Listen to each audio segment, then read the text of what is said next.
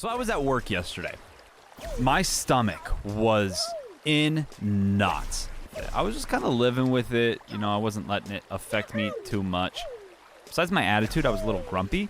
But, you know, that's to be expected when you're having a terrible stomach ache. I'm out in the actual store, in the actual supermarket section of our sushi bar. And I'm restocking the bentos. And all of a sudden, while I'm out there restocking, I have this giant metal cart with me full of bentos. The bentos are empty. I need to be the hero of the store and restock them. But all of a sudden, while I'm out there restocking, my stomach just, like, in an instant, literally in an instant, everything just changed. I was standing there restocking, and then all of a sudden my stomach just goes. I thought I was about to shit myself. Out in the middle of the store, I was like terrified. And I have all these bentos that I need to get through and finish restocking. And then I have to go take the cart and put it in the back. And then I need to like take all of the pans off and put them in the sink. So I was like a good 5 minutes away from getting to use the bathroom. I'm trying to speed run this because at this point it feels like my world is about to be over. Like I'm about to have to quit on the spot and never show my face here again with what I'm about to do inside this store. It was violent, the reaction that my stomach was having in that moment. So I end up like speed running it, and I put the stuff away and I ran to the bathroom. I have never had such like a I need to go moment before that right there. No, that's not even true. That's not even true now that I'm saying that.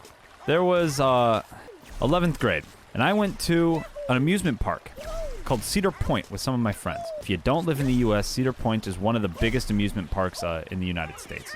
Very good. Very cool, very pog. Very cool rides there, right? Very, very cool rides at Cedar Point. So we went to Cedar Point. And my friend's dad is the one that took us. And my friend actually has a twin sister, right? And we're all pretty good friends. My friend group, my friend's twin sister, her friend group. We were all pretty good friends. And one of these girls, I actually had a big crushy-wushy on, okay? I was kind of crushing on this girl. So we were all, his dad bought us each room. So there were 3 of those girls and then 4 of us dudes. So we were sharing a wall with them. You know, there was just a door separating their little suite from our suite. During the trip at this like very big, very famous amusement park, we were staying at a hotel on the beach, and there was this restaurant called TGI Fridays. Shout out TGI Fridays, bro. There was this restaurant called TGI Fridays. So we went there for most of our meals. And that night, that first night, I had some pot stickers. I had some pot stickers and Szechuan sauce. They're pretty tasty, pretty pog. So after we eat dinner, we decided to go on the beach and play some football. We were all just kind of hanging out, playing football together. It was us dudes. Us dudes were playing football. And all of a sudden, while on the beach playing football, my stomach goes.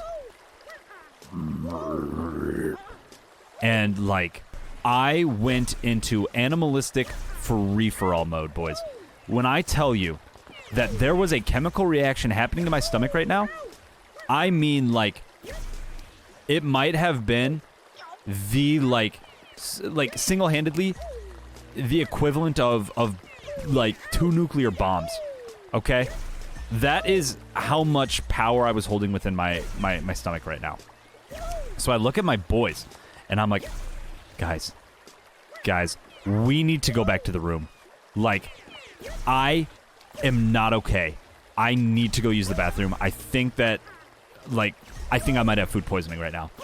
Like, it was that severe. I felt like at any moment, if I had like, for instance, tripped or like gotten tackled while playing tackle football, I think I would have released on the spot. So I'm like, boys, we got to go to the bathroom. Like, I have got to get back to the room and use the bathroom. You know, we're making our way back to the hotel. Like, we're kind of running back to the hotel because I'm like, I cannot wait. I cannot hold this in. This is urgent. So we're running our way back to the hotel room, and you know, we're running up, and we get back to TGI Fridays, which is connected to the hotel. And we walk in, and there's like a huge panic going on. Like massive panic. And we're like, whoa, like what is happening? Why is like this giant crowd of people here? Why is there like security and stuff? And it turns out TGI Fridays was missing power. The power went out in TGI Fridays, which was kind of weird. And then it turns out, as we as we're running back, it's kind of weird. The vibes in the hotel are kind of off. Everything's kind of dim. We get to the elevator. The elevator doesn't work. The entire amusement park and the area surrounding it lost power. Nothing was working. We were on the 8th floor, and the elevator didn't work, and I felt like I was about to shit myself. The moment of realization when it struck me that I had to, A, run up 8 flights of stairs to get back to the room in time, and B, I might not make it up the 8 flights of stairs, that realization was like one of the worst feelings in the world. You know, having to sit there and just kind of think to yourself, I might poop myself in front of my friends and a bunch of random strangers. I might poop myself in front of everybody. I'm sprinting up these 8 flights. My friends are losing their minds. They're going like hysterical. They're laughing their asses off because this is like the funniest thing that's ever happened to them. Seeing me in such a frenzy, you know, like holding my butt closed, running up all these stairs. So I make it up the 8 flights, and I'm like, okay, boys, I'm a shy pooper, right? I'm a shy pooper. I don't like pooping if there's other people in the room, or like other people in the bathroom, other people in the room. So I'm like, okay, guys, you got to go chill in the girls' suite. Like, I'm sorry. I know you guys don't care. You're my guys. You cannot be in this room though. Like, I will be too self-conscious. I sit down on the toilet. And one, the power's still out, so I had to use my phone flashlight to even like light up the area in the bathroom. What came out of me, the demons that escaped my body in that moment were undescribable. The best way I can describe it is by like their testimonials of saying it smelt rancid in the girls' room next door. That's how bad it was, that it actually traveled like through the closed door separating our suite, and their room smelt rancid because of it. So I'm terrified. This was a miserable experience, and you know, I go to flush, I clogged the toilet. So not only is the power out, and I just released the smelliest, most massive foul creation from my body ever, now the toilet is clogged with it, and I'm really losing my mind now. Because I'm like, this cannot be real. This cannot be happening. There's not a plunger in this room. Like, I had to like go down to the lobby, get room service. She had to come up and unclog this toilet in the dark, in the dark bathroom. I felt terribly. Then the girls come back and they're like, dude, why does our room smell so bad? And again, one of these girls I had a huge crush on. They're like, why does our room smell so bad? So we have to tell them this story. We had to tell them this story that that came from my body. That smell came from my body. I was humiliated. The girl and I ended up dating for a year after that. But that's how you knew that it was true, you know? It was true. She could handle me at my worst. She deserved me at my best. You don't think that one person should have too many traumatizing poop stories? I can think of 4 right now off the top of my head. I can think of 4. That's so sad. That is such a sad testament to how bad my stomach is. Another one. 11th grade. Again, actually. This was 11th grade a few months after, during school this time. I was in physics class. And my physics class was right after lunch. And they had like these mashed potatoes and chicken nuggets. So I'm chilling in physics class. And the same kind of stomach reaction happens, you know. I'm bubbling. I'm feeling really, really bad. It's like, it's one of those points where it's like, I don't think my sphincter is gonna be able to hold back. Like, I need to go right now. I remember my physics teacher was in the middle of a lecture. Okay? He was in the middle of a lecture. And you know, it's like, it's uncomfortable already to like raise your hand in the middle of class and be like, can I use the bathroom? But when he's in the middle of a lecture, no one does that. You know, they wait until it's like individual work or something like that. But no, this dude was like straight up in the middle of a lecture. And I'm like, I'm not going to make it. So I stand up and I'm like, I'm going to go use the bathroom. In the middle of my physics class, I just stand up in front of everybody and say, I need to go use the bathroom. And I just walk out. I didn't like wait for a yes. I just, like, I had to. There was no way I was waiting to get approval. So I'm like, there's a bathroom, thankfully, like right around the corner.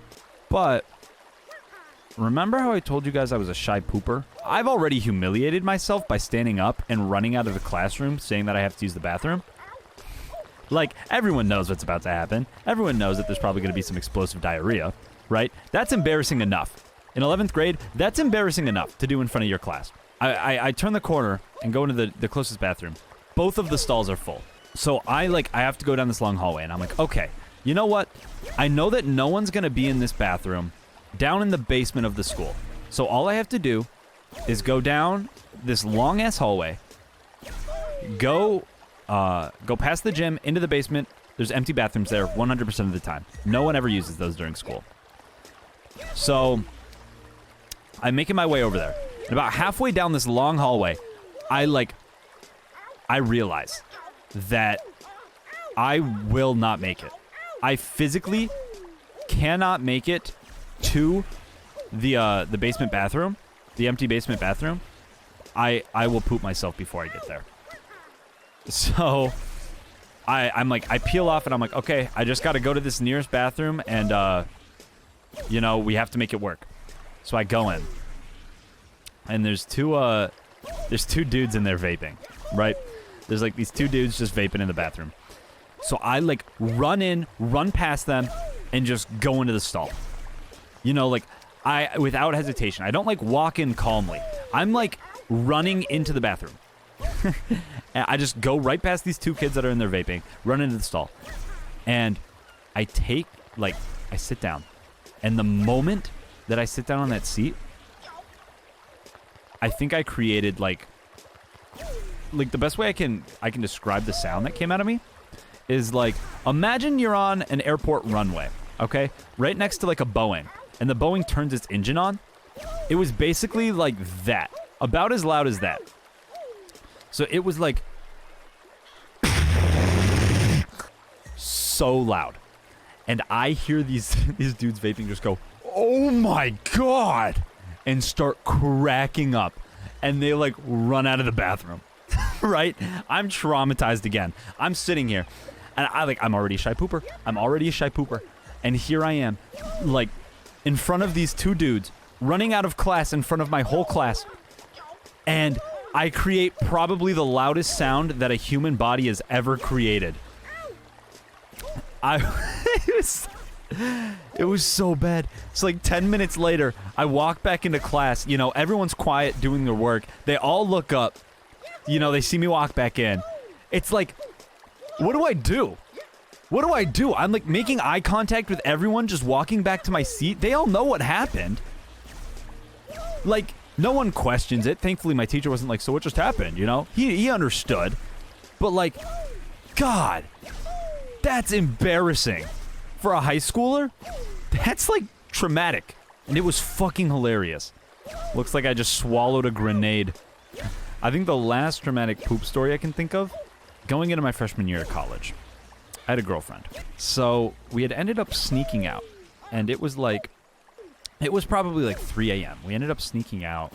We're together. We're doing some stuff. And she's like, okay, my parents are going to be up for work soon, so I should go home. It's like 5:30 a.m. About halfway to her house.